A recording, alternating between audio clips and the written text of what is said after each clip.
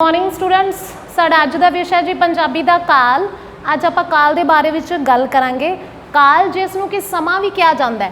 काल तो की भावे राजे, काल मतलब समा। समय अनुसार जिहड़ी क्रिया बदल के जिहड़ा रूप धारण करती है उसनूं काल कहा जाता है। इनकी मतलब परिभाषा राजे मैं तुहानूं दे रही हाँ ना, जिवें काल समा समय अनुसार बदल के क्रिया जेड़ा रूप धारण करती है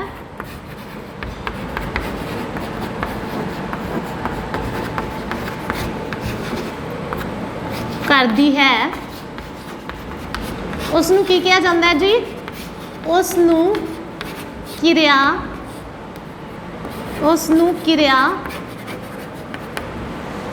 दा काल कहा जाता है।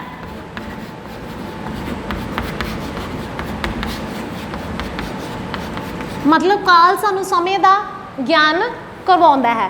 काल राजे किन्नी तरह का हुंदा है? काल राजे तीन तरह का हुंदा है। काल तीन तरह का हुंदा है। काल किन्नी तरह का हुंदा है?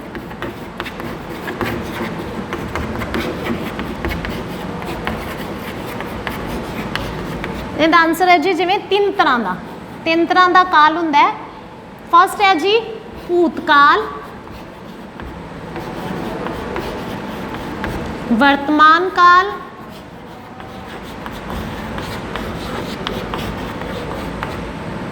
ते भविख काल।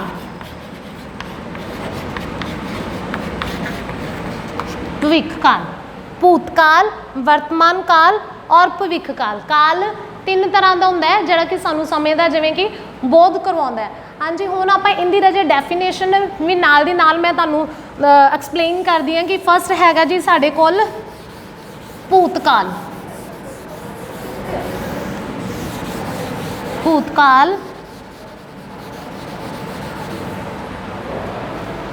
फर्स्ट है जी भूतकाल। वाक विच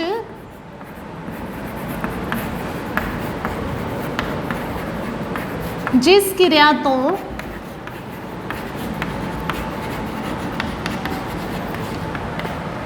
काम दे बीत चुके समय का ज्ञान हुंदा है, उसनूं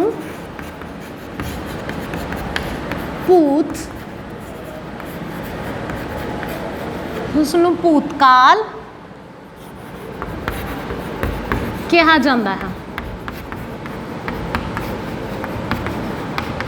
मतलब यह कि राजे जो सानू पता लगता है कि काम है जोड़ा हो चुका है उसनूं की कहा जाता है, उसनूं भूतकाल कहा जाता है। जिवें ते असीं लिख सकते हैं जी कि अनीता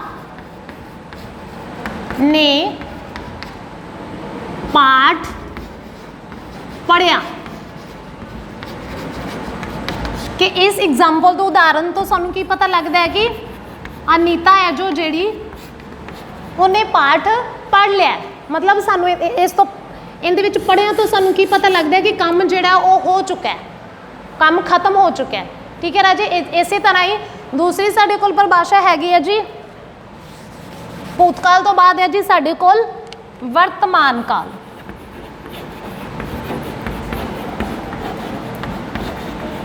वर्तमान काल दूसरा है जी साडे कोल वर्तमान काल। सेम ही राजे जरूरी ये भी नहीं होंदा कि सेम तुसी अपनी भाषा दे विच भी किसी चीज़ नूं चंगे तरीके नाल लिख सकदे हो। जिवें कि तुहानूं इस बारे नॉलेज होगी है भी मतलब काल किनूं कहा जाता है, तो तुसी अपनी भाषा दे विच भी उन्होंने सही अर्थ दे के लिख सकते हो। जिवें हुण आ गया जी वर्तमान काल, वाक विच जिस क्रिया तो वाक विच जिस क्रिया तो चल रहे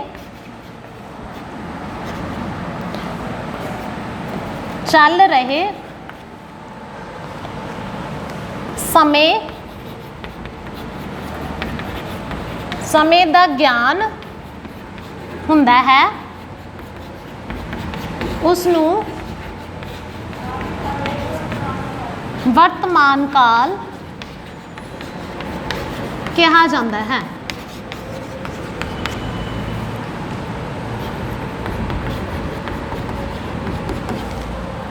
मतलब राजे जिस तो सानू कि चल रहे समय का कि काम हो रहा है, जिमें कि सीधा ही एग्जाम्पल एक है कि मैडम पढ़ा रहे हैं, तो एक ये हुण काम चल रहा, मतलब इनू कि आपां कहांगे वर्तमान काम। मैडम उदाहरण आ गई जी, जिमें मैडम पढ़ा रहे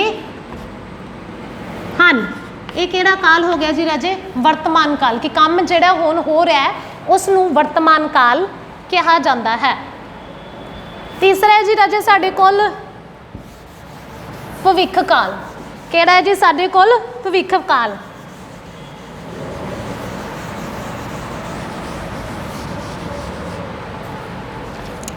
इंदा असीं लिख सकते हैं जी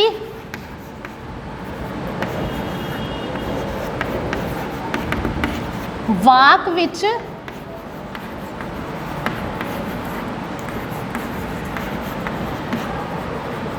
किरिया आउण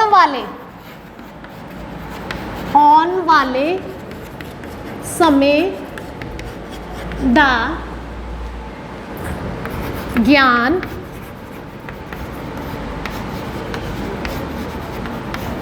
आउण वाले समय दा ज्ञान करवाउंदी है, तो उसनू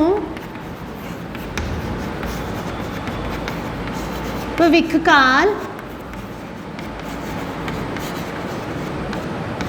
काल आखदे हाँ। ठीक है राजे, मतलब कि जदों मतलब आने वाले समय में जदों असीं कोई काम करना तो उसनू भविख काल कहा जाता है। इनकी भी एग्जाम्पल राजे तुसीं कि मैडम कल नाव करवाउणगे, कि जिहड़ा काम है वो अज नहीं मैम कल करवाउणगे, कि आने वाले समय ते जदों सानू मतलब ज्ञान जिहड़ी चीज़ करवाउंदी है तो उसनू कहा जाता है कि भविख काल। कि मैडम कल नाव करवाउणगे तो सानू पता चलता है कि ये जिहड़ा काम है वो कल होएगा, तो ये सानू भविख काल दा ये बोध करवाउंदा है। ठीक है राजे, इहदे नाल रिलेटेड राजे शॉर्ट क्वेश्चनस भी किन्ने ही बनाए जा सकते, जिद्दां अजकल के ऑब्जैक्टिव स्टाइल पेपर तुहानूं आउंदा है, तो व्याकरण दे विचों काफ़ी कुछ पाया जाता है। जिवें पहला तो आ गया जी, हाँ जी काल तो की भाव है, तो उहदे विच क्वेश्चनस आ सकते काल तो की भाव है, तो काल तो भाव की आपां स्टार्टिंग विच सब तो पहले उपर भी लिखिया कि काल तो भाव की हुंदा है? समा। काल तो भाव हुंदा है जी समा। फिर शॉर्ट क्वेश्चन इहदे विचों राजे ये भी निकल सकते हैं कि काल किन्नी तरह का हुंदा है? हाँ जी काल 3 तरह का हुंदा है। फिर इहदे दूजे तरीके विच तुहानूं ये भी दस्सिया जा सकता है कि सीधा ही एक उदाहरण दे दी जाए, तो पूछा जाए इत्थे जिवें लिख दिता कि अनीता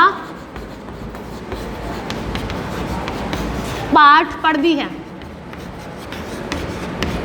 तो तुहानूं मतलब पूछा जा सकता है कि अनीता पाठ पढ़ती है, तो ये किस तरह का काल है। तो तुसी चंगी तरह जो हुण लर्न कर चुके हो तो तुसी अपने आप बहुत ईजिली दस सकते हो कि ये किहड़ा काल है जी? अनीता पाठ पढ़ती है, वर्तमान काल। राजे ऑब्जैक्टिव स्टाइल क्वेश्चन इहदे विचों काफ़ी ज़्यादा बन सकते हैं। फिर जिद्दां होर एग्जाम्पल्स जिवें इहदे विचों होर अनीता पाठ पढ़ेगी, तो पढ़ेगी तो सानू की पता लगता है? तुसी सोचोगे और दसोगे कि असी हुणे ही पढ़िया, तो अनीता पाठ पढ़ेगी तो मतलब की होंदा है जी? ये किहड़ा काल है जी? भविख काल। फिर इहदे नाल ही जिवें आ गया जी अनीता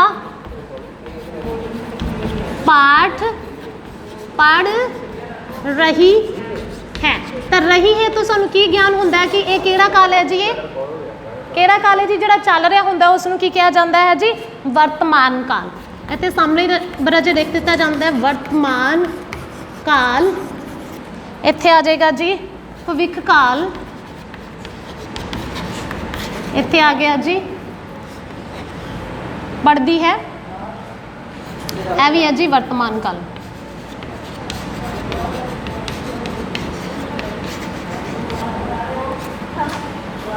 थैंक यू स्टूडेंट्स।